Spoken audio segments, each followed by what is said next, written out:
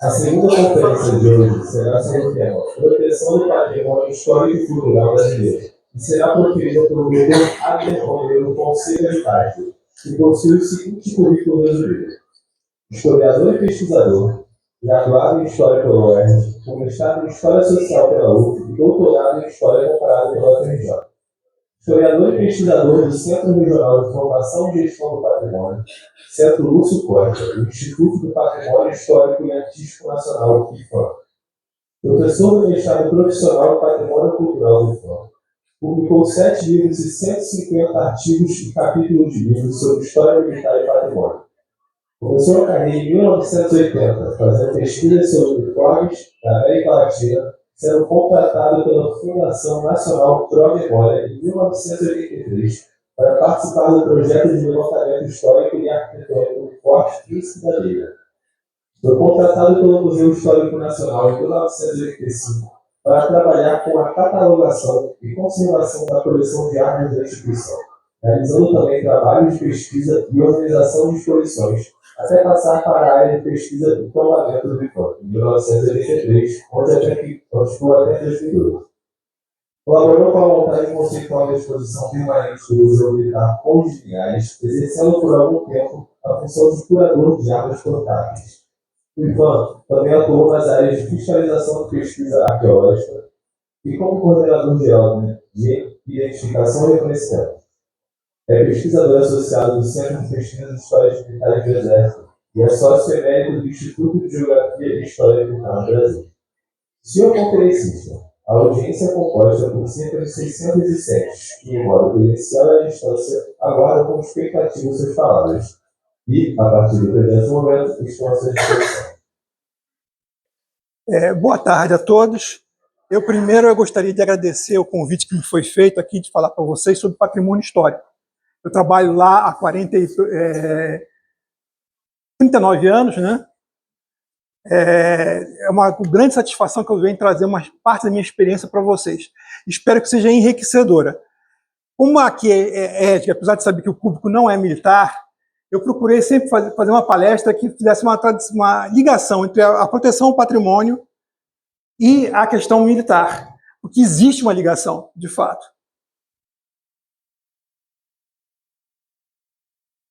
Né? Bom, o que é patrimônio? Patrimônio vem do latim, patrimonere, certo? Pais e dinheiro. É o dinheiro que os pais deixam para os filhos. Certo? É herança. Só que para o romano, isso ia muito além dessa visão. A herança que os pais deixavam para os filhos vinha também a honra familiar, o passado que a família deixava para gerações futuras. É uma coisa que é tão importante que até hoje a gente ainda celebra 2 imperadores romanos. Nós estamos no mês de agosto, que é o mês em função do imperador Augustus. Mês passado era julho, que é da família Júlia, do Júlio César. Né? Então, veja só como é a importância que tinha de deixar um nome, um passado, uma tradição para o futuro. Né? Agora, é importante falar aqui que me convidaram para falar sobre proteção ao patrimônio. No IFAM, onde eu trabalho, proteção tem um sentido específico, que são as ações legais visando a manutenção de um bem. Ou seja, é uma coisa que precisa de uma lei para existir. Preservação é um sentido mais amplo. Por exemplo, o Exército, quando faz uma atividade cultural, celebrando seus vultos e valores, dia 25 foi o dia do soldado, ele está fazendo uma ação de preservação da memória da própria instituição. Não é proteção porque não tem uma lei que diga que tem que ser assim, tem que ser mantido. O meu curso, essa palestra é muito voltada para a proteção. E no IFAM,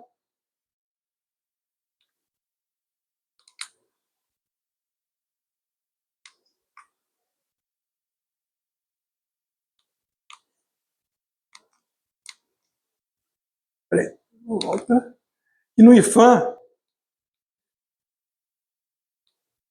o controle aqui está me... Bom, no IFAM, são 3 leis que o IFAM cuida. É o tombamento, Decreto-Lei 25 de 1937, a Lei de Valoração do Patrimônio Ferroviário, que é a Lei 11.433 de 2007. É uma lei que, quando foi privatizada a Rede Ferroviária Federal, passou para o IPHAN todo o acervo histórico e cultural da Rede Ferroviária a cargo do governo federal, que é gerenciado pelo IPHAN. A Lei de Registro Arqueológico, que é a Lei 392461. Todo sítio arqueológico, todo bem arqueológico é de propriedade da União pela Constituição Federal. Quem gerencia isso é o IPHAN. Se vocês acharem um pote de ouro no meio do mato, ele pertence à União. Infelizmente. Né? As pessoas dizem, achei um tesouro, fica todo contente e vai para o jornal. Aí quando vai para o jornal, se ferrou. Certo? E o controle de saída de obra de arte do país. Tem uma lei que proíbe que obras de arte feitas no Brasil antes do final do período monárquico, ou seja, 15 de novembro de 1989, não podem sair permanentemente do país, elas só podem sair temporariamente. Tá? Quem gerencia isso também é o IPHAN. Existe uma gama muito ampla de entidades que lidam com preservação, não é só o IPHAN. Os museus, o IBAMA. O IBAMA, quando protege um parque nacional, ele está protegendo uma paisagem notável também, como é Foz do Iguaçu. Então é uma forma de preservação de cultura, porque ali paisagem é cultura, necessariamente. A Fundação Palmares, que tem o gerenciamento das terras dos quilombolas. A Biblioteca Nacional, que tem uma lei que proíbe a saída de livros. O Arquivo Nacional, que tem outra lei que também cuida de documentos. O INPI, patentes. O patente é uma propriedade intelectual, é um bem imaterial, mas tem uma legislação de proteção. O DNPN, que é antigo DNPN, que não existe mais, cuida de fósseis. As universidades que cuidam do registro dos nossos usos e costumes, é o patrimônio imaterial. As Forças Armadas, que têm seus museus. Né, um dos primeiros museus daqui do Brasil é de 1868, é o Museu do Exército. Pouco depois foi a Marinha fez seu próprio museu. E assim por diante. São formas de preservação, não de proteção.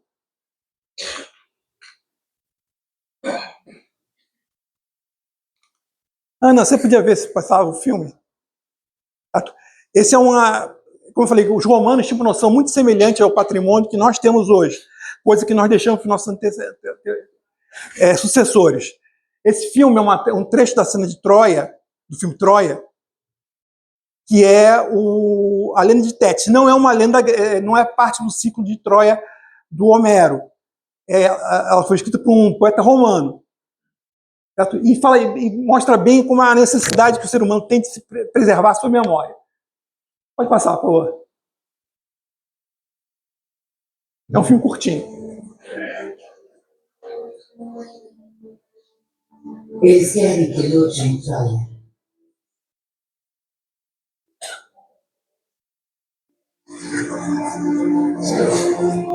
Vou lhe fazer outro colar de conchas. Igual aquele quando era pequeno. Se lembra?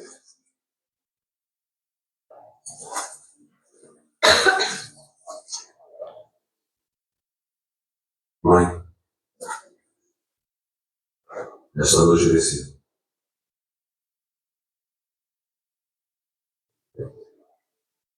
Se ficar em Látzio, vai encontrar a paz e uma mulher maravilhosa.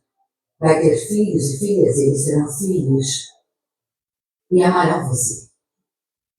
E quando tiver partido, se lembrarão de você. Mas quando seus filhos morrerem, e os filhos deles também, seu nome se perderá. Se for a Troia, a glória será sua. Vão escrever histórias sobre suas vitórias por milhares de anos.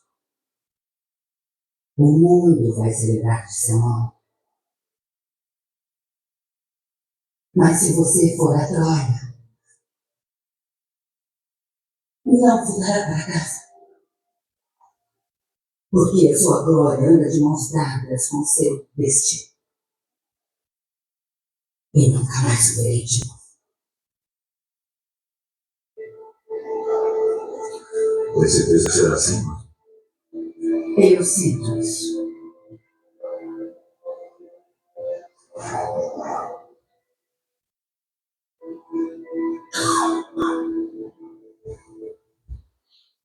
Bom, isso aí é a lenda de Aquiles, que vai morrer em Troia com uma flechada no calcanhar.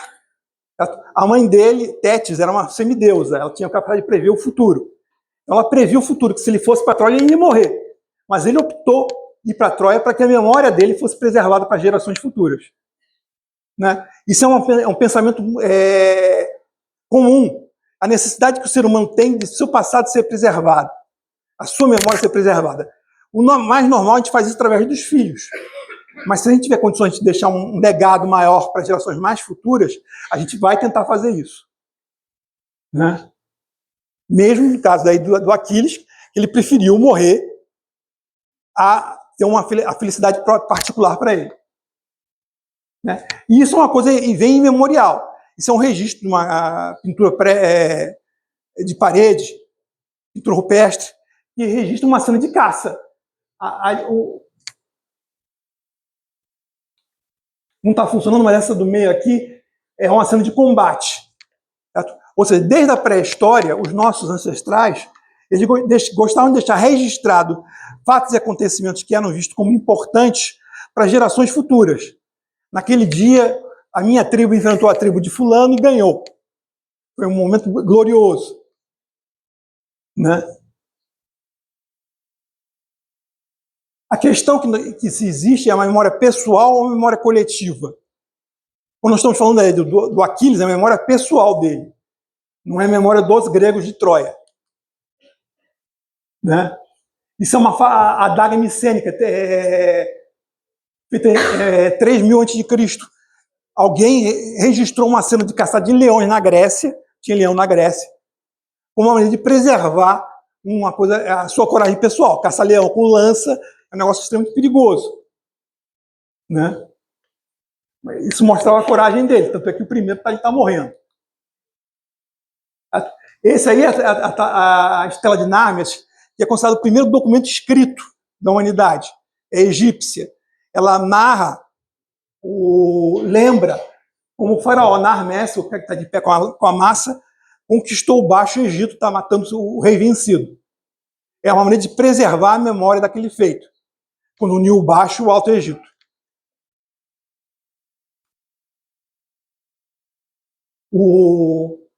Todo mundo aqui já ouviu falar de troféu. A palavra troféu vem do grego tropéion, que era um monumento que era construído nos campos de batalha com as armas do inimigo vencido, para lembrar a vitória. O romano foi mais além, ele pegava o tropéion e fazia em mármore para que fosse eternizado para a humanidade, para toda a história.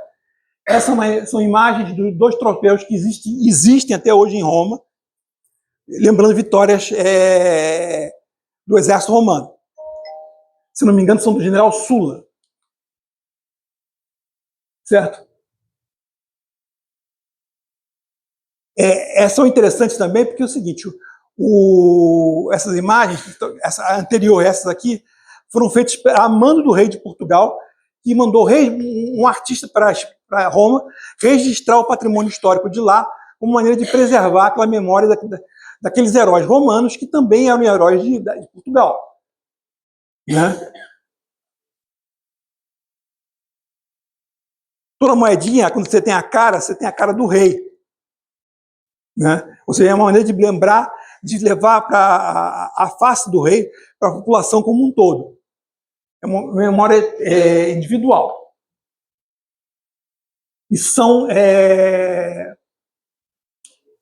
bronzes que eram esculpidos, né, em túmulos de cavaleiros medievais, como uma maneira de lembrá-los para gerações futuras. Se julga que essa imagem aqui da esquerda é de um cruzado, porque se achava, quando a pessoa é enterrada com as pernas cruzadas, é que ele tinha ido para a cruzada. Né? Bom, perdão.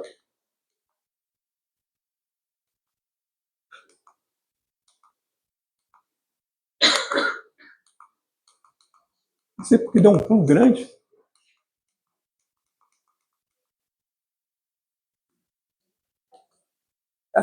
Isso aqui é a parte da coluna de Trajano, que foi construída pelo imperador Trajano, para lembrar a campanha que ele fez na Dácia, quando ele conquistou a Dácia, que é a Romênia hoje em dia. É uma maneira de preservar a memória. É o melhor documento que você tem da vida do exército romano.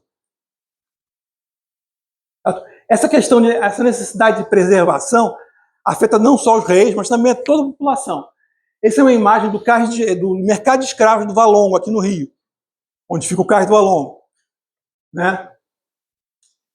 Mostra uma cena de um escravo grafitando na parede um navio que tinha igual aquele que tinha trazido da Arca para o Brasil. Ou seja, é uma maneira de preservar a memória, sua memória pessoal, de um fato traumático. Certo? Essa imagem, que é de um navio, foi encontrada num sítio de um quilombo no interior de Minas Gerais, em Diamantina, a centenas de quilômetros do mar. No entanto, o escravo fugido, que estava lá no quilombo, registrou que ele tinha vindo de um navio. Uma maneira de registrar aquele momento marcante da sua própria história. Tá? E quando vem um grafiteiro e suja a nossa parede, ele está tentando também preservar a sua própria memória. Né? Uma maneira que a gente considera problemática, mas ele não está pensando no bem público, está pensando na posição dele. É um problema que veio da antiguidade. Essas duas citações romanas em latim são medievais, criticando grafiteiros, que é um problema que não é de hoje. Né?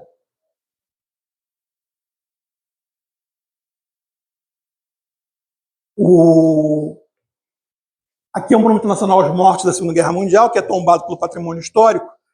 Uma das razões por que ele foi tombado não é só para ele ter um cemitério com os mortos, nem o prédio arquitetônico, que é muito bonito, né? Mas também porque ali é um local que você tem cerimônias que são específicas do Exército, patrimônio imaterial do Exército. Você faz todo dia da vitória, você faz uma parada lá. Né? 8 de maio você faz uma manifestação. Todo visitante estrangeiro que vem, importante que vem para o Brasil, deixa uma coroa de flores no túmulo do soldado desconhecido.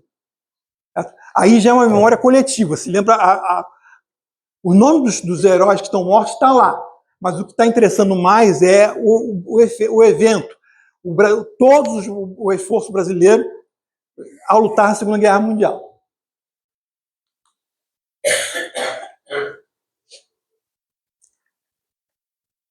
Essa construção de memória coletiva, ela sofreu uma mudança na Idade Média, com a Igreja. A Igreja interessava criar um sentimento de identidade, mas não com a pessoa, e sim com a instituição, a Igreja. Né? Então ela criou uma série de símbolos que são universais para a própria Igreja. Aí não interessava a materialidade da coisa, interessava o símbolo. Essa é a igreja do Natividade, em Belém, onde nasceu Jesus Cristo. Jesus Cristo nasceu numa caverna. Né? Uma coisa humilde. Você vê só como é que é a riqueza da igreja. Não interessava para a Igreja Católica manter como era a grota antes que Jesus Cristo nasceu. Interessava o fato que aquilo é um símbolo da religião católica, o cristã. Né? Isso é uma coisa que funcionou muito bem. Se eu perguntar para vocês quem é esse aí, todo mundo vai saber dizer que é o São Jorge, não é? Ou seja, a igreja conseguiu criar símbolos que são universais, mesmo para aqueles que não são cristãos. Né? Mas é uma ferramenta de identidade. Você consegue ver no símbolo uma coisa que eu me identifico com aquilo. Essa questão de identidade é muito importante, que o patrimônio está muito voltado para esse problema de criar uma unidade de pensamento. Essa forma, essa visão da Igreja Católica, ela muda a partir do Renascimento. Eu volto-se agora não para um símbolo abstrato, genérico, mas para uma coisa mais individual, ligada para a nação. Né? Surgem os primeiros museus, que eram os Wunderkammer, que eram coleções de objetos diversos. Tinha aqui no Brasil teve um museu do Conde Nassau com vários objetos, inclusive tinha um chifre de unicórnio, que era o chifre de narval, que eles não sabiam a origem, diziam que era de unicórnio. Era um gabinete de curiosidades, coisas reunidas que davam importância para o proprietário do museu, no caso do Conde Nassau. Uma memória coletiva aqui no Brasil surge já no século XVIII, quando foram transformar esse prédio aqui, que é o Palácio das Duas Torres, em Recife, em um quartel. O governador, na época, o Conde de Gávias, Galvez, ele falou assim, isso aqui se transformar num quartel, os soldados vão destruir o prédio. Seria melhor dar um uso mais nobre para ele, para preservar a memória das guerras holandesas. Ou seja, é uma noção de patrimônio. Infelizmente, o palácio foi transformado em quartel e acabou.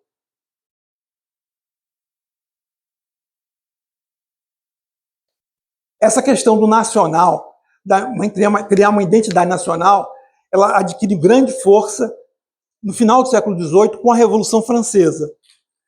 Aqui eu faço uma ligação muito grande com a palestra anterior, que fala da questão de mobilização nacional. Na Revolução Francesa, a nobreza francesa, que dava o corpo de oficiais do exército, foi executada, ou seja, o exército ficou sem oficiais. Tropa sem oficial não é muito eficiente, né? Então, o exército revolucionário francês sofreu uma série de derrotas. Qual foi a solução dele? Vou fazer um exército muito grande, mobilizar a sociedade como um todo para lutar, né? Agora, para isso funcionar, era um exército maltrapilho. Aqui a imagem mostra o pessoal com galinha, frango, mostrando assim, a falta de disciplina do exército francês revolucionário que saía saqueando tudo. Mas era um exército grande, porque eles fizeram uma proposta de mobilização em geral. O recrutamento em massa. Todo mundo tinha que servir. Agora, o exército do século XVIII era um exército mercenário. A pessoa era recrutada à força na rua, entre o rebutalho da sociedade, às vezes servia pela vida toda, até morrer. Aqui no Brasil, o serviço militar obrigatório no século XVIII era 26 anos, né? Com uma expectativa de vida de 40 anos, a pessoa que se alista com 18 vai servir 26, ela vai morrer em serviço, né?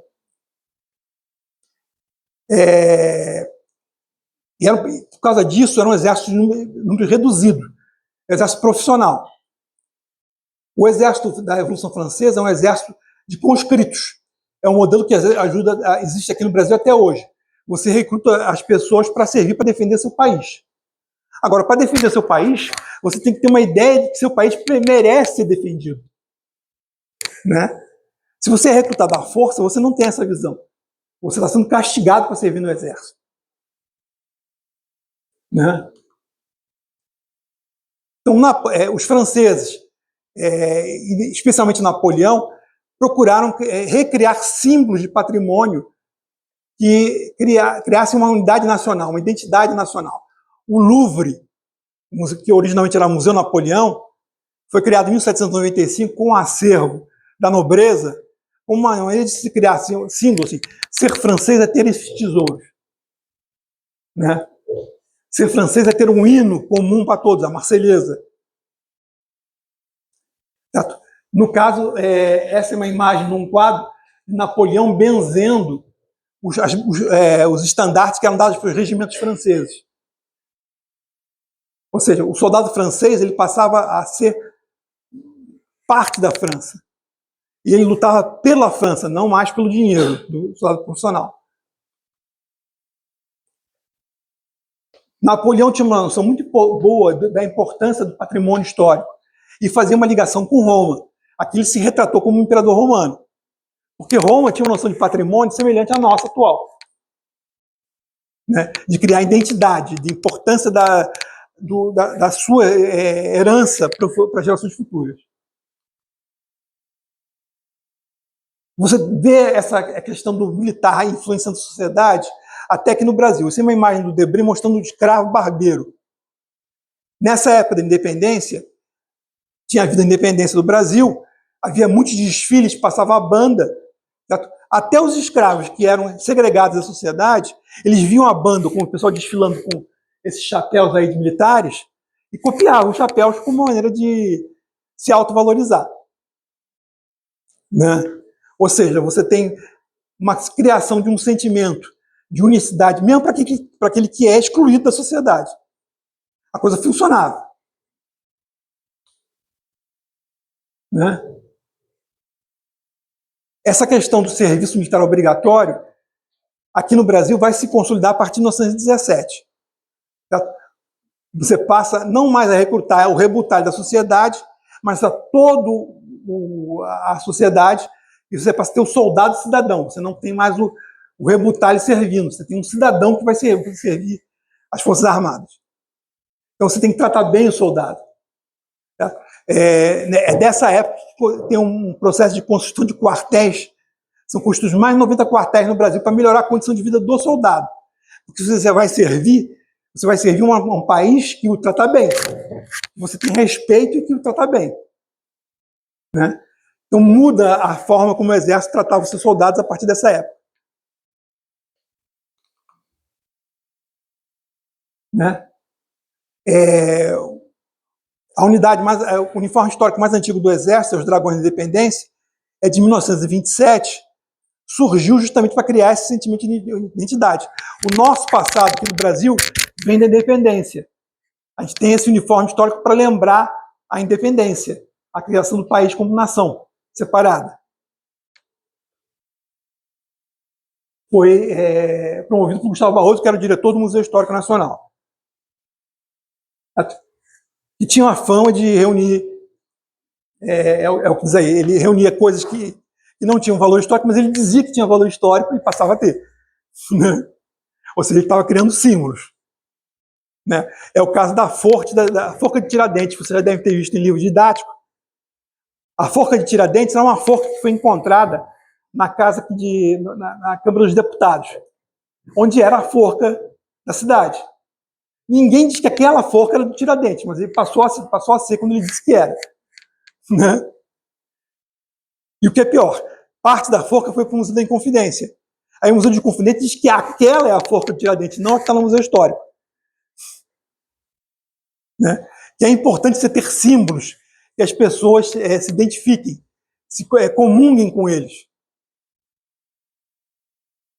Tiradentes passou a ser o herói da nação. Aquela famosa imagem dele que tem aquela barba longa é falso, que a gente sabe que ele tinha uma navalha na cadeia. Né? E ele era militar, era alferes. Alferes, o militar não anda com uma barba longa de Cristo. Mas interessava a República criar uma imagem de Marte. Certo? Então, fez essa cara de Jesus Cristo, que era um símbolo que todo mundo reconhecia, da Igreja Católica. Bom, agora, se você vai ter um exército de conscritos, que servem todos, você tem que melhorar a qualidade de vida da nação. Essa era a imagem que você tinha do sertanejo brasileiro no final do século XIX. Certo? É o cara descalço, picando fumo, certo? Morando numa casa de pau a pique, certo? Analfabeto, pobre, que não era isso que o Brasil queria como se fosse seu cidadão modelo. Então ele faz uma campanha para melhorar a qualidade de vida do... E isso ficou muito patente na década de 30, perdão. Essa imagem do brasileiro pobre do interior, abandonado pelo Estado. Valeu muito para os tenentes que participaram da Coluna Prestes, que eles circularam pelo Brasil todo, pelo interior. Eles viram a situação do Brasil, aquela situação de abandono. Não só os tenentes que estavam na Coluna Prestes, como os tenentes que estavam perseguindo a Coluna Prestes. Certo? Eles viram a situação de abandono do país. Precisava ser feito alguma coisa para mudar. Certo? Isso aqui era uma imagem de como era Ouro Preto, que é a antiga Vila Rica, que tinha sido capital de Minas Gerais, até 1897, e estava abandonada na década de 20. As casas estavam ruindo. Então, os modernistas, de 1922, fizeram uma campanha para preservar Ouro Preto, aquele passado colonial. né? E uma das coisas que você faz para criar identidade é procurar o passado mais antigo possível. E nós somos um país desde aquele período colonial. Então a gente seleciona os bens para dizer assim, esse passado colonial é a raiz de ser brasileiro. E funciona, as pessoas vão até hoje, vão a Paraty, vão a Ouro Preto, vê uma cidade colonial falsa, porque ela é do século XIX, né? Basicamente, mas fico com a sensação de que aquilo é uma cidade do século XVIII, que o passado brasileiro é aquilo. Né? A população também via uma série de problemas. Isso aqui é uma imagem de caricatura sobre o Rio de Janeiro, mostrando excesso de propaganda dos morros. É dessa época que também começaram as favelas. Havia uma demanda popular por regulamento urbano para evitar esse tipo de problema. Que é um problema de patrimônio histórico. E a paisagem é um problema de patrimônio histórico. O outro é dos sítios arqueológicos. Nessa época estava se construindo estradas e se pegava muito sambaqui, que são sítios arqueológicos feitos com conchas, para fazer brita para estrada ou cal para cimento. Então estava se perdendo muito sambaqui. Havia uma demanda entre os acadêmicos e os modernistas pela preservação dos sítios arqueológicos. Né? Aí assume o Vargas em 30 e ele foi o primeiro presidente que teve uma política cultural clara. Uma maneira disso é criar uma identidade nacional voltada muito para ele mesmo, a memória dele. Existia uma piada antiga aqui no Brasil que cidade para ser cidade no Brasil tinha que ter 3 requisitos. Tinha que ter um Banco do Brasil, uma agência dos Correios e uma Avenida Presidente Vargas. Né? O Vargas ele tinha uma noção de que colocar o nome dele em todos os canais possíveis era uma maneira de reforçar o seu governo. A Avenida Presidente Vargas aqui no Rio, ela foi feita para ser um imenso corredor de prédios com a mesma altura, todos eles com marquise de pilotis, para criar um imenso corredor monumental na cidade. A Avenida 9 de Julho, em Buenos Aires, tem 50 metros. Ele fez a Avenida Presidente Vargas com 50 metros e 50 centímetros. Certo? Para ser maior. Né? Ou seja, aquilo é um símbolo do Brasil novo, que tinha suas raízes históricas, mas também pensava no futuro. Né? Ele criou o Departamento Nacional, o Departamento de Imprensa e Propaganda, que é lembrado hoje em dia pela censura, mas ele cuidava da produção de filmes, documentários, fazia propaganda voltada para a nação. Né? Ama tua praia e aprende a defendê-la.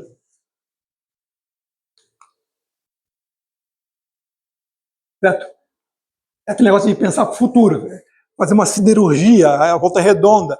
É uma maneira de se criar um sentimento, né, de identidade nacional. De um país que não era só atrasado, mas é um país que estava olhando para o futuro. Tinha o seu passado importante, mas também estava olhando para o futuro. E, como falei, eu ia fazer uma ligação com os militares. Isso aqui é um relatório do Estado-Maior do Exército, de 1934, sobre a situação militar do Brasil. Ele tem um capítulo sobre a influência dos imigrantes.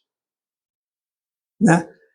Que é muito crítico, porque os militares eles conheciam a situação das colônias alemãs e italianas em Santa Catarina, no Rio Grande do Sul, e ficavam preocupados com a falta de presença do Estado nessas colônias. Se falava alemão nelas, se tinham jornais alemães, os cemitérios, as lápides eram em alemão. Certo? Era preciso fazer uma presença do Estado nessas colônias. Eles viam o problema com os japoneses, com os alemães e os italianos. Com os norte-americanos era uma questão de colonialismo cultural.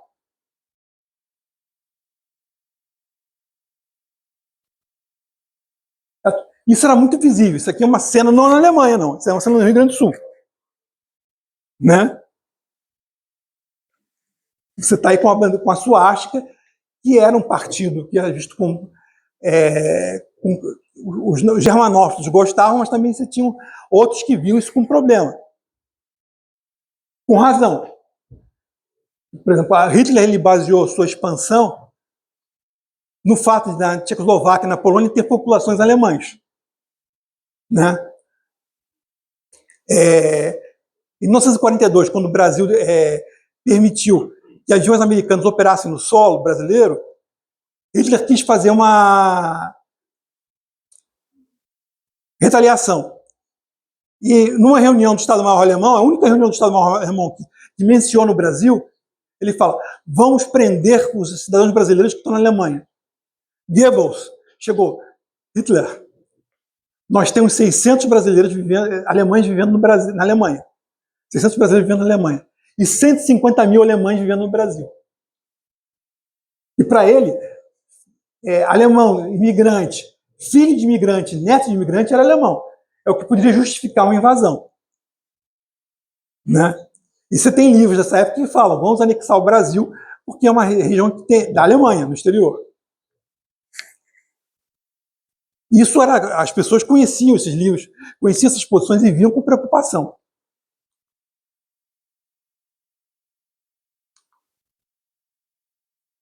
O Vargas tomou uma série de medidas visando a criar um patrimônio nacional, um patrimônio cultural.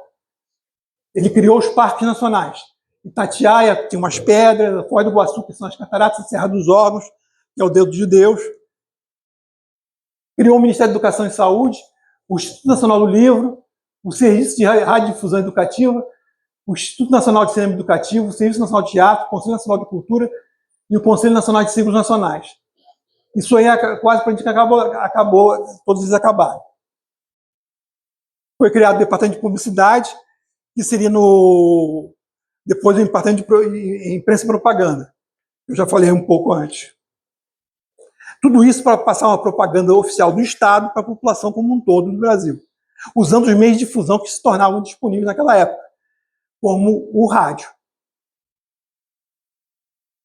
Foi criado também o curso de museus e a inspetoria de monumentos nacionais. Né? Em 1933, Vargas declarou Ouro Preto, que era uma reivindicação dos modernistas, um monumento nacional. Né? O problema que havia no governo Vargas é que a Constituição de 1891 ela via a propriedade privada como um direito absoluto. Você não podia intervir sobre a propriedade privada, só comprando. Né? O monumento nacional que o Vargas fez, ele fez 4 cidades de monumentos nacionais, era um ato declaratório sem efeitos nacionais, maiores. Eu disse que Ouro Preto passou a ser esse monumento nacional. Só que a cidade estava caindo aos pedaços e continuou caindo aos pedaços. Né? Foi criada a inspetoria, mas a inspetoria só podia fazer obra em bem público, porque ele não podia intervir em bem privado.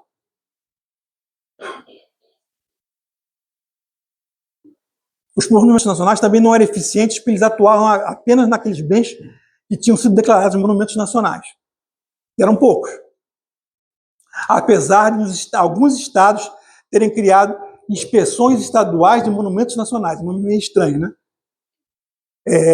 Pernambuco, Minas Gerais, São Paulo criaram essas inspeções, Bahia também. E a Bahia, inclusive, faz restauração num forte de Santo Alberto não, Montserrat. É do Exército, mas o Estado faz intervenção naquele monumento. Isso aqui é uma obra de restauração em Ouro Preto, pela Inspetoria de Monumentos Nacionais.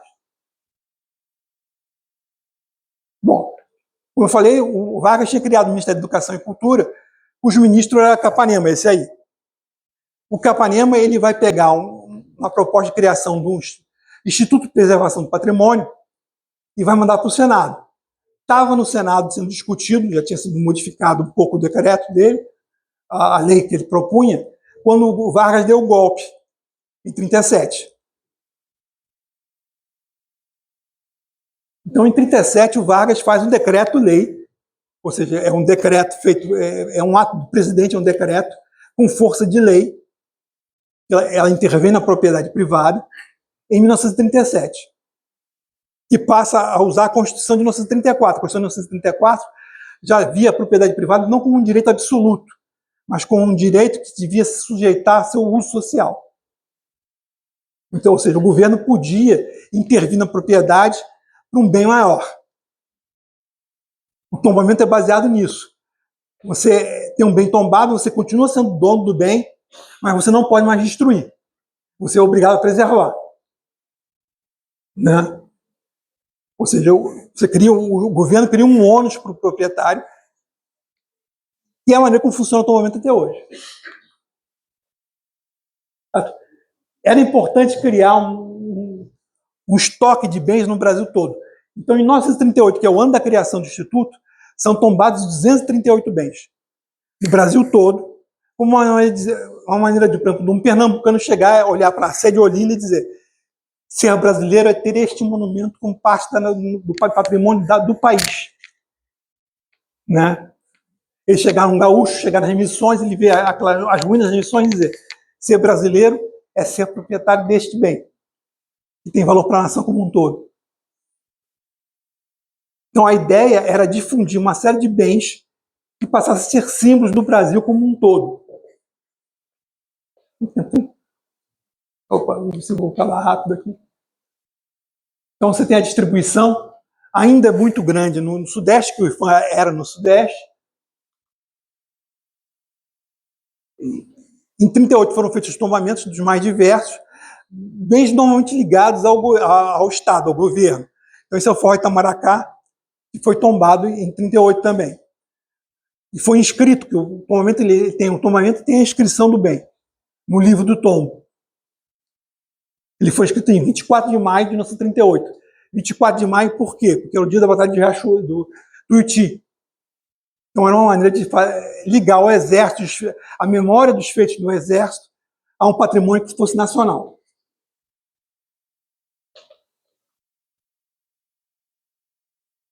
Essa é uma coleção de crânios que se perdeu com o incêndio do Museu Nacional. É tombada em função da preservação do patrimônio arqueológico, que era uma demanda da sociedade. Era o nosso passado mais antigo, eram os povos originários. Também, ser brasileiro era ter uma ligação com aqueles povos originários.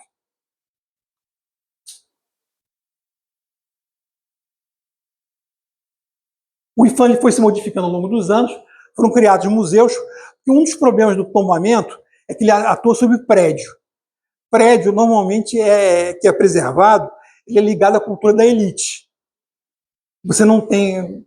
por exemplo, uma vez um conselheiro do IFAM reclamou que não tinha nenhuma oca tombada. Não tem e nunca vai ter. Porque a oca é uma construção de palha que o índio constrói, ele habita durante algum tempo, período de tempo, os insetos vão colonizando a palha, barbeiro, barata, assim por diante. Depois de 4 anos, mais ou menos, aquela oca fica inabitável, eles tacam fogo e fazem outra aldeia. Ou seja, não é um bem que é feito para ser perene, preservado. A gente não consegue preservar uma oca, mas a gente consegue musealizar uma oca. Colocar aquele objeto no museu. E foi o que o IFAM fez. Ele patrocinou a criação de 10 museus. Quando o IFAM foi criado o IBRAM, que é o Instituto Brasileiro de Museus, o IFAM tinha 40 museus. Também foi introduzida a Lei de Arqueologia, 61, a Lei de Saída de Obras de Arte, 64, mas houve uma mudança muito grande. O Vargas ele tinha uma visão clara do papel do patrimônio histórico, até talvez pela influência dos militares, pela criação dessa identidade. Depois que o Vargas saiu, essa visão se perdeu. Então o patrimônio sofreu com isso. Em 79, ele estava muito decadente. Ele tinha, no Brasil todo, 143 funcionários, dos quais 15 de nível superior. Né? E o Brasil tinha mudado. O Brasil, da década de 30, é um país basicamente rural. Na década de 80 já era basicamente urbano. Né? Os tipos de valores que queriam ser preservados eram diferentes. A forma como esses valores seriam preservados também era diferente. Por exemplo, o nacionalismo, que tinha dado ênfase aos movimentos de patrimônio, não só no Brasil, mas no mundo todo, no século XIX, na primeira metade do século XX, passou a ser visto com desconfiança, porque o nazismo e o fascismo são movimentos de ultranacionalismo. Então, pera lá, se esses dois são nacionalistas, eu tenho alguma coisa errada aí. Né? Passou a se dar uma ênfase também ao conceito de diversidade versus identidade. O patrimônio é um meio de criar uma identidade entre as pessoas. Aquele patrimônio é meu, é de todos.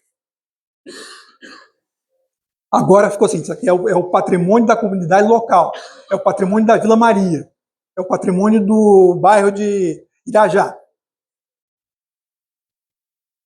E passou também a dar uma ênfase na cultura material, popular. Como eu falei para vocês, o tombamento ele trabalha com prédios, que é normalmente da cultura erudita, da elite. Em termos conceituais, passou a dar ênfase às manifestações populares, tipo capoeira, desfiles, assim por diante. A Constituição de 88 ela consolidou isso. Em vez de falar em identidade, ela fala de referência. São os bens, deve-se preservar os bens que são referência para a sociedade. É um conceito semelhante, mas não é igual. Né? Como reflexo disso, temos o decreto 3551, de 4 de agosto de 2000, que institui o registro de bens de cultura natureza imaterial. Não é uma lei, ou seja, ele não é uma forma de proteção, é uma forma de preservação. Ele atua, você documentando aquela manifestação cultural popular para que ela seja preservada. Ela pode acabar no futuro, mas eu sei como é que ela era. Ou seja, isso é uma noção de preservação e não de proteção. Bom, espero que não tenha sentido muito, eu acabo por aqui. E espero que tenha dado uma noção geral sobre a história da preservação e da proteção do patrimônio aqui no Brasil. Muito obrigado.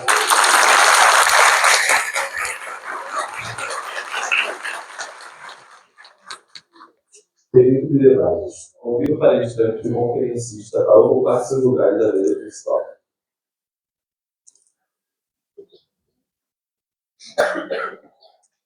Vamos ao mesmo? Se tiver alguma pergunta a ser feita, por favor, não chamar o cliente para entregar.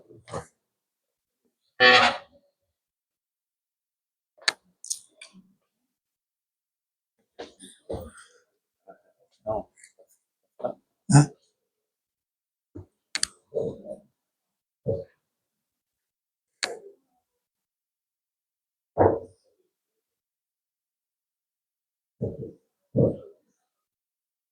Primeira pergunta é cada um.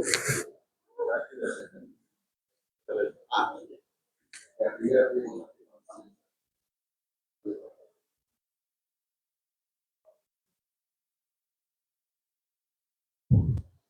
Boa tarde a todos. No ano passado, a gente teve o decreto 11.856, Política Nacional de Cibersegurança, e, de acordo com esse decreto, queria entender que tipo de impacto o senhor entende pode ter não só na defesa nacional, mas também na sociedade como um todo. Obrigado. Eu não sou especialista em segurança, mas a gente trabalha, eu orientei agora um trabalho muito excelente do Coronel Vanderlino, que é da Condesaiba, ele escreveu sobre isso, e eu fiz orientação, eu fiz o prefácio, que eu não tenho aqui para mostrar. Mas eu penso, como vira meu currículo, eu penso Estado. E eu penso agora que a questão cyber, a questão do espaço virtual, a questão do processamento de dados, é uma coisa muito cara para a nossa defesa, nossa segurança nacional. E isso nós temos que medir esforços. Hoje o cyber está às mãos do Exército, e aí o subcomandante da Marinha, das Forças Armadas, da Força Aérea, e eu penso que nós temos que criar meios que eu não tenho capacidade profissional de entender como isso processa, mas que eu tenha a maior número de acesso à informática, eu tenho que formar as pessoas na informática, eu tenho que formar a pessoa na questão cyber, e tenho que pensar agora de como planejar uma defesa para que a questão saiba, que nós estamos vendo aqui. Eu tenho drones, eu tenho os nossos computadores e os nossos celulares possam fazer uma imagem que todos nós estamos aqui nesse exato momento, no nosso celular que nós estamos aqui comunicando. Eu tenho que saber que as nossas riquezas são transmitidas por moeda, nós fazemos Pix. Senhoras, há muito tempo eu não tenho celular, né? Desculpa, eu não tenho dinheiro, não saco mais dinheiro. Há muito tempo eu não tenho dinheiro físico. E o nosso celular viraram uma questão de dinheiro, de se acessar, onde eu estou, o que, é que eu estou falando, o que eu estou falando. E os nossos sistemas críticos são as coisas mais sérias, são facilmente acessados de um cara que está na sala dele na Coreia ou na Coreia do Norte, e eu posso parar o metrô do Rio de Janeiro. Tudo isso eu tenho que ser pensado e estudado. Eu não tenho essa experiência da questão cyber, como você falou, mas eu tenho a noção de que nós temos que ter um sistema robusto de defesa nessa área. Como também nós temos que ter, eu acho que tem um poder que foi falado, o poder espacial, que nós estamos perdendo esse caminho muito rápido. E nós tínhamos que ter já uma questão de lançamento espacial, de poder espacial. Não sei se eu escolhi, mas eu acho que por isso que a escola existe. Porque eu não sei nessa questão técnica disso, mas eu vou ter gente aqui que sabe. Inclusive, tem tanto sabe que eu prefacei o livro dele elogiando. Obrigado. Obrigado, Fabio. Nós temos visto há algum tempo, né? Um dos grandes problemas, né, são as fronteiras, né? Somente as que fazem fronteira com o Brasil. E a atuação até pensando sobre isso um pouquinho, facções, né? Organizações criminosas, tudo, né? A Amazônia hoje é dominada por 93% das facções atuando na Amazônia, né? Somente PCC e Comando Vermelho. E nesses anos todos a gente tem visto que estrutura, agora a questão do cyber, verba que não falta até para contratar hackers, né? Como tem sido feito, tem acontecido, a gente tem acompanhado isso, e outras diversas situações. E expansão para diversos países da Europa, né? E principalmente atuando dentro dos portos, né? Principalmente Santos, uma parte um pouco do Rio de Janeiro, entre outros portos, né? Na sua análise, assim, a que ponto se pode chegar esse avanço, esse crescimento desordenado, principalmente do PCC, né? Principalmente. Hoje tem 44 mil membros, e já passou de faturamento de 4 bilhões e 300. Como lidar com uma situação dessa? Vejo como as ações da ética são importantes, né? Eu só falei da história da ética, citando temas que são fora da história da ética. Eu trabalho justamente organizado na Polícia de São Paulo, as Escolas de Polícia, a Polícia do Rio e também as Escolas de Defesa, meu tema. Essa eu consigo responder porque é meu tema, mas vocês também terão aula e uma professora Margarida teve uma sorte, uma visão incrível de trazer o Coronel Batista, que é nosso meu amigo querido, para dar aquelas pessoas, o Coronel da Polícia do Rio de Janeiro, e ele é o Matias da Tropa de Elite. O Matias foi baseado nele, então vocês terão aula com uma lenda da polícia. Mas assim, o crime organizado é uma empresa. Eu trabalho numa visão interessante, que o crime organizado, professor, não é simplesmente um bando de bandido. Ele é uma empresa, uma administração, como o PCC, que não tem uma administração departamental, e que ele trabalha com isso. Mas ele tem visão departamental, tem visão de assuntos internacionais, tem visão...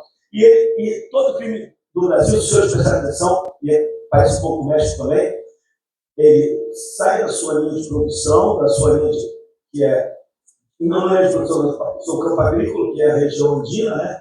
Que é o Peru, a Colômbia, a Venezuela, e transportam todo aquele produto em todo o território nacional, até chegar aos nossos portos. Por isso que nossas cidades portuárias são mais problemáticas no Brasil: Salvador, Porto Alegre, Rio de Janeiro, Paranaguá, Santos, porque daí eles pretendem exportar para fora. Aí só vou falar uma coisa, porque esse tema é muito extenso, senão eu tenho minha aula disso, no dia que a professora Margarida me chamou para falar sobre isso aqui no presente, e é o assunto que eu tenho pesquisado em outras pessoas, de forma bem interessante, que eu gosto. Mas pense hoje, a cocaína vendida no Rio de Janeiro a $4.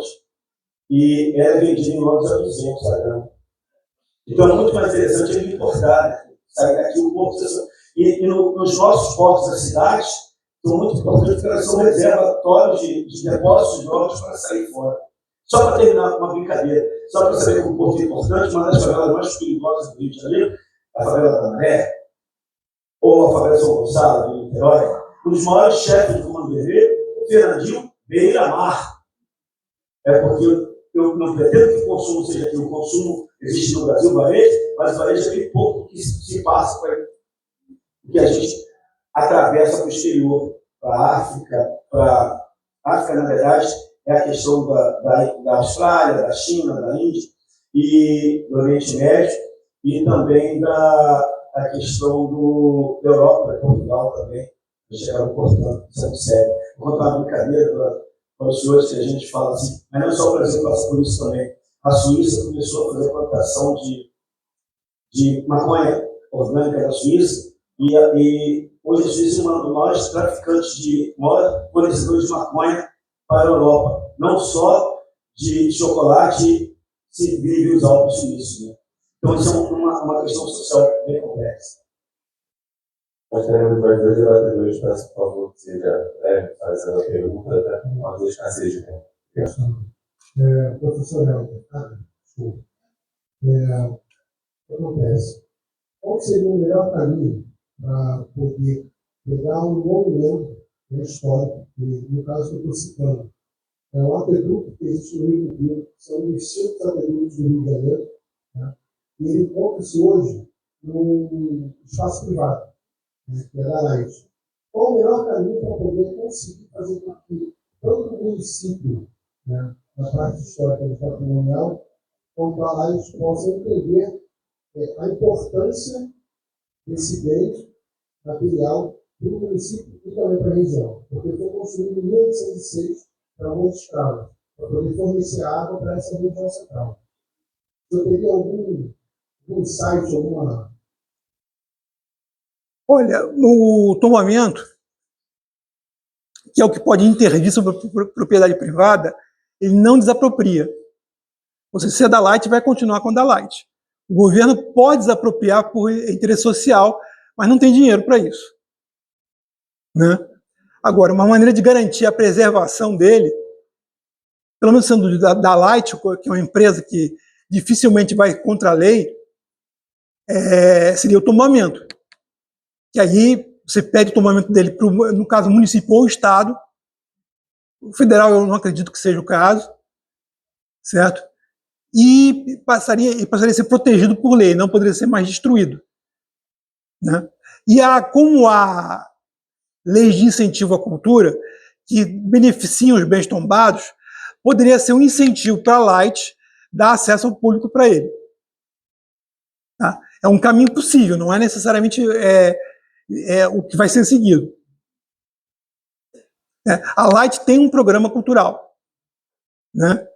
Ou seja, se ela for incentivada a desenvolver uma atividade nesse bem, eu acredito que ela vai vir com bons olhos. Mas ela tem que ser incentivada. A Light é uma empresa, tá? A fim de lucro. Né? Boa tarde. Eu pergunto para o professor Nader, e eu queria saber um pouquinho sobre a questão do tombamento, porque a gente, hoje no Rio de Janeiro, a gente vê, principalmente no centro da cidade, muitos prédios tombados, mas que estão abandonados. E é muito caro para você, né, manter a questão do prédio, né, e a gente acaba vendo a questão desses prédios serem largados. Como que o senhor vê isso em relação, principalmente ao centro do Rio de Janeiro, né? Tem tantos prédios lá despencando e perdendo todo esse patrimônio, porque é caro manter essa questão do tombamento, né, do patrimônio. André, isso. Bom, isso é um problema da lei do tombamento, que é 38, ela não prevê nenhum incentivo para o proprietário. Ela é uma lei policialesca, ela só dá punição. Se ela não fizer, não manter, ela tem direito vai receber multa. Agora, se o proprietário não tiver recursos, o problema é básico. Ele pode pedir que o governo assuma a conservação, mas ele tem que provar que não pode fazer, que não é fácil. Isso eu sei porque eu já trabalhei com isso.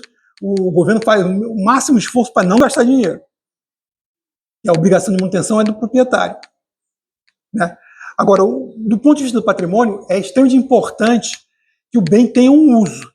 Ou seja, o prédio vazio ele vai cair, né? Aqui no Rio você tem um incentivo que o prédio tombado ele não paga IPTU, mas isso é pouco, né?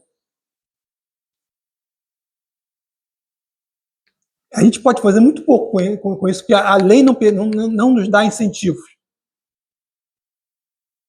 Vai continuar caindo. Caiu há poucos dias atrás, caiu o prédio onde viveu a Carmen Miranda, lá na Rua do Comércio, né? Não é um problema aqui só do Rio, não, né?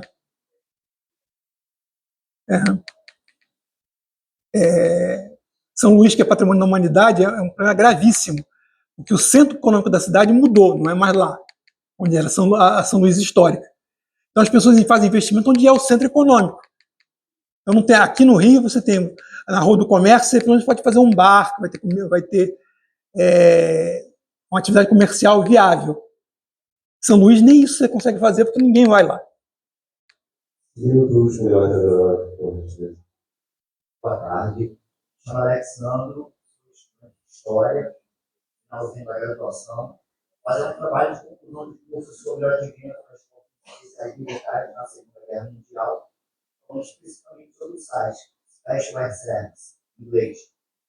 Minha pergunta é: qual é o vínculo da Escola Superior de Guerra com as atuais forças especiais militares do Brasil, Exército, Marinha, Aeronáutica, e a sua atual função no combate contra o crime e dentro dos serviços de inteligência?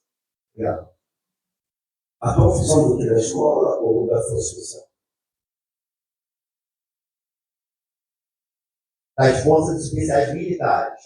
Vou explicar uma coisa, talvez as pessoas não tenham ciência da ESG, que é bom a gente colocar, porque a nossa palestra é pequena, interessante, mas existe uma forma de dimensionar o pensamento e a estrutura das suas amadas. Existe quem for país militar percebe isso bastante. Existe o operacional, existe o tático, existe o estratégico, são 3 níveis. A Escola Superior de Guerra funciona no grande nível, que é a grande estratégia. Ela ultrapassa essa questão de tático e operacional.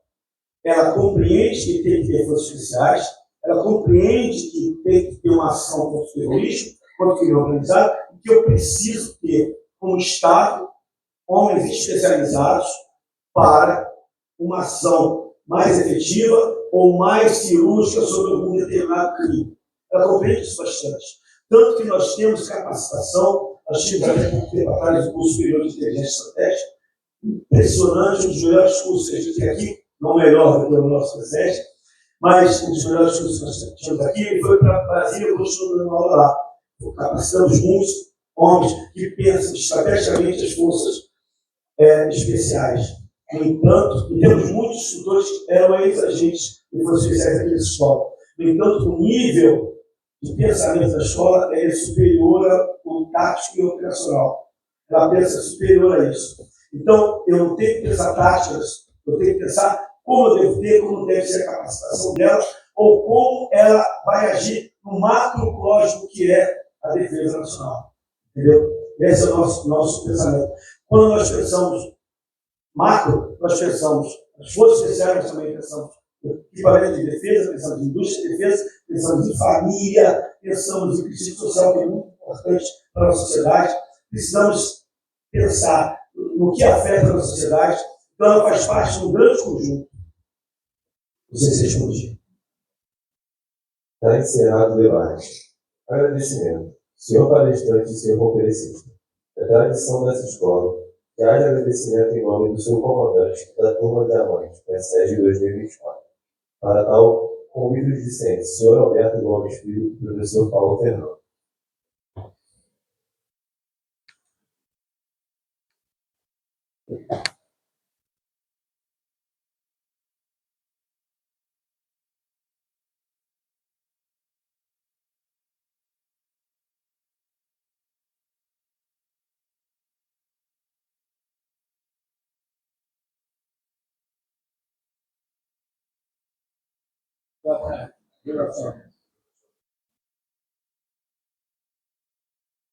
Boa tarde a todos.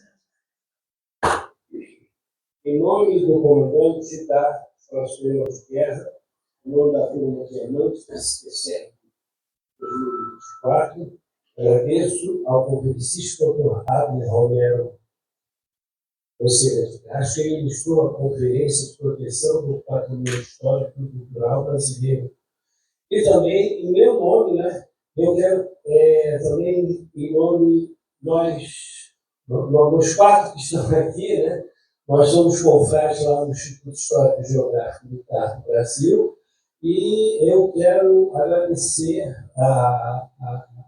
principalmente ao professor Roberto, professor Harder, porque a gente é confrade lá e suas palestras, tanto aqui quanto lá, são muita profundidade, muito estudo, a gente sabe disso, né?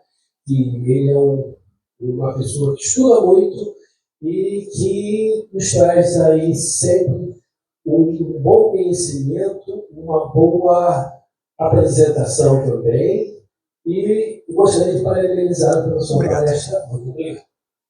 Obrigado.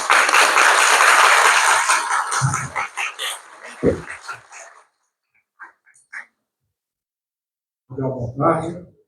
Em nome do comandante da Escola Superior de Guerra, vice-almirante Marcelo Menezes Cardoso, e em nome da turma Diamante, agradeço ao professor Dr. Tenente Coronel Gilberto de Souza Viana, que ministrou a palestra 75 anos da Escola Superior de Guerra, história de sua formação e relevância.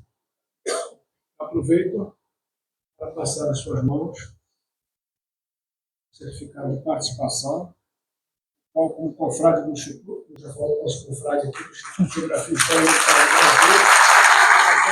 Brasil, permite professor também. Parabéns pela brilhante palestra de aula. Obrigado. Com a palavra, os conferencistas para as considerações. Parabéns, professor. Muito obrigado.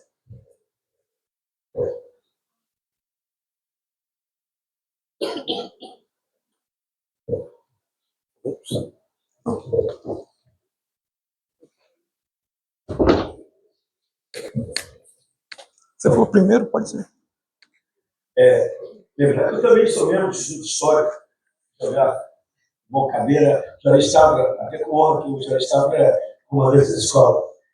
Eu não tenho muito a falar, só agradecer a presença de todos, agradecer a oportunidade de falar, a professora Margarida, que me chamou, mais uma vez voltando a falar do PSEG, e que essa semente que eu quero colocar é muito importante, porque eu acho realmente, e do coração, que esse é o curso mais importante da escola, porque traz gente nova, e ele é aberto, as pessoas se inscrevem, e as pessoas conhecem a escola, conhecem o ambiente, conhecem o nosso pensamento, e vê pelas perguntas, quando eu falo da escola, as possibilidades de debate que essa escola traz à sociedade.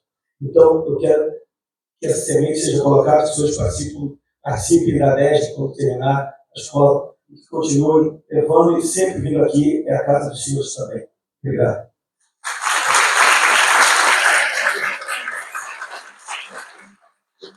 Bom, eu também gostaria de agradecer aqui a oportunidade, puxando um pouco a sardinha para o meu serviço, certo? Lembrar também para vocês aqui, especialmente para os militares, vocês estão numa casa que pensa a formação, a grande estratégia, a grande política das Forças Armadas em relação ao país. Lembrar a importância da preservação do patrimônio nesta política, porque a gente só luta pelo que aquilo que é nosso, certo? E o patrimônio é uma forma de identificar com todos o que é nosso, o que é a essência de ser brasileiro, né? Eu sempre falo para os militares que patrimônio é motivação para o combate. Quando a humanidade estuda suas tradições, ela não está estudando as tradições porque são historiadores. Ela está estudando as tradições porque os meus antecessores lutaram pelo país e eu quero fazer a mesma coisa.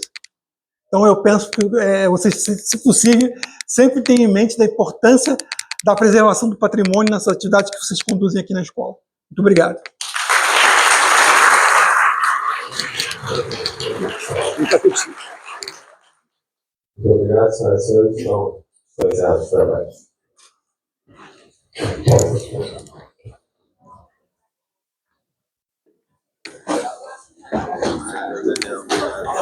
Tem que tirar. Não quero roubar.